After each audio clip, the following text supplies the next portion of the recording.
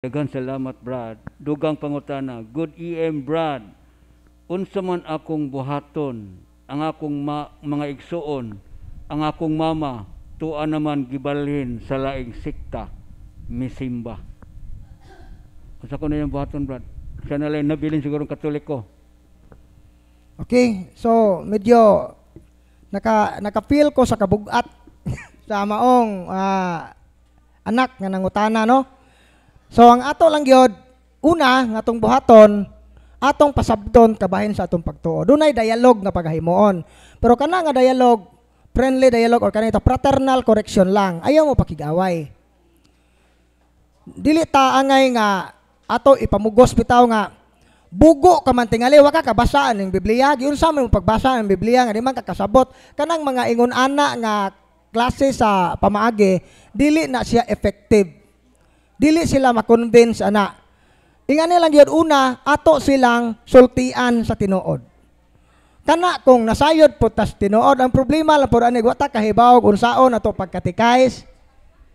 Mao nay problema pud ana. So human sa nato pagsulti sa tinuod, ang dili mahimo sa pagwali. Na dawato na to ang kamatuoran nga duna gyud mga butang nga biyan na sa atong capacity. Biyan na sa atong control. Dili na nato kontrolado. Na sila ikaw galingong hunahuna o kabubuton. Dili ta makapugos nila. Ang importante nga ning approach na tanila wa ta paminawa, ang sunod na tong himuon iampo ang ilang conversion. Why hunong nga pagampo para nila? Pinaagi sa santos nga misa, pagampo santos nga rosaryo o kining chaplet sa Divine Mercy o dili ba kaha prayer of deliverance, kanang intercessory prayer, nagampo ta sa Ginoo nga mapalayas unta ang spirit of heresy, kanang mga espiritu sa pagkairihes nga maoy nagbuta sa ilang salabutan nga di sila kasabot sa atong pagtulunan. So pagampo, pagsangyaw o pagampo ang atong mahimo. Pero ang ato lang gyud is alig na to tanan sa kamot sa Ginoo, mao lagi na faith, humility, obedience, and trust in the Lord. Kay duna gyud mga butang nga biyana sa atong control. Mao to ito ba? Okay, kitsa man ka nangutana, gitagna na daan ni Kristo. Diya sa San Mateo 10, kapitulo 35-36, miingon ang atong Ginoo, ayaw ka mo paghunahuna nga mianhi ako aron pagdalag kalinaw sa kalibutan. Dili kalinaw ang akong gidala, kundi espada.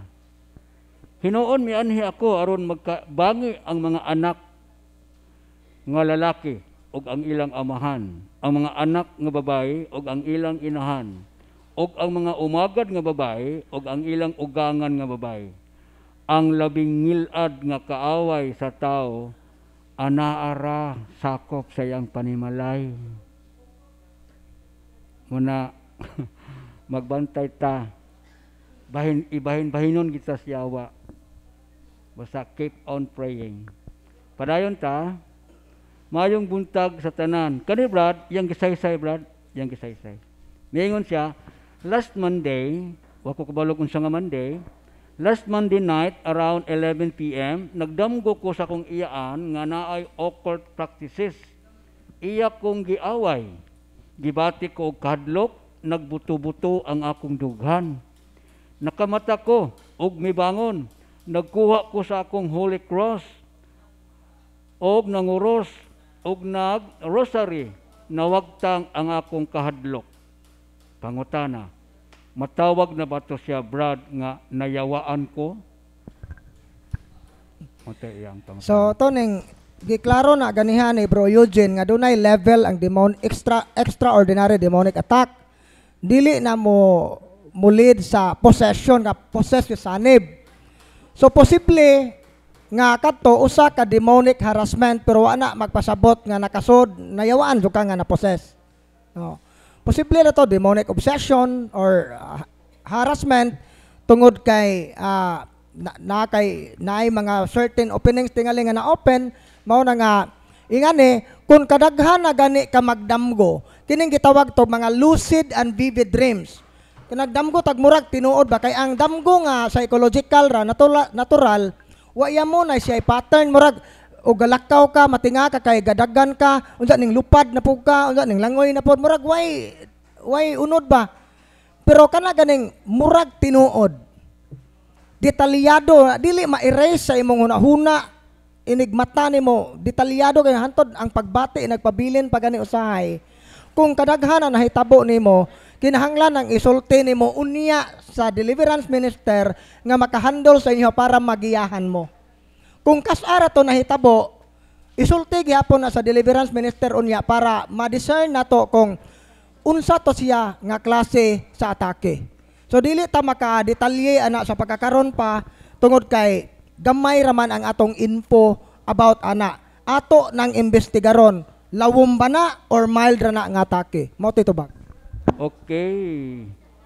Kung parte sa damgo, naa sa Sirach 34, kapitulo 34, versikulo 1 ug 2, kama 7, dahil matapos ta sa versikulo 6. Ang mga damgo walay kahulugan. Ang mga tao nga buang-buang matunto sa mga paglaom nga walay hinungdan ug ang mga damgo makapadasig sa ilang una-una. Ang usa ka tawo nga mutuo sa tanang damgo may sama sa usa ka tawo nga buot mudakop sa mga anino ug mugukod sa hangin. Verse 7, ang mga damgo makapahisalaak sa daghang mga tawo.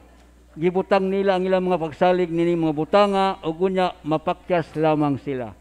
Atras tagamay, verse 6, gawas kon ang labing halangdon magpadala kanimog damgo kana. Pero dili gali ang Dios magpadala ayaw kini tuhui. Okay. So wala naman tayo sulat pangutana. Time check 11:35. Okay? Kinsay gusto mangutana gamit ang microphone. Taas kamot. Katong gusto mangutana nga mo gamit sa microphone. Or ali bro, ali. Unsay imong ngalan bro, unsay imong relihiyon? Sulti imong ngalan ug imong relihiyon pangutan. May buntag sa tanan. Ako si Brad Algin Bernales Amago. Ako'y nagpuyo sa Tagbilaran. Ako ay isang Roman Catholic. Ako ay CFD, Diocese Tagbilaran. Ang pangutana ron kanang sa laban ng kamera kanang sa laban ng kanang masturbation. Bro, kanang sa laban ng masturbation, bro. Ano?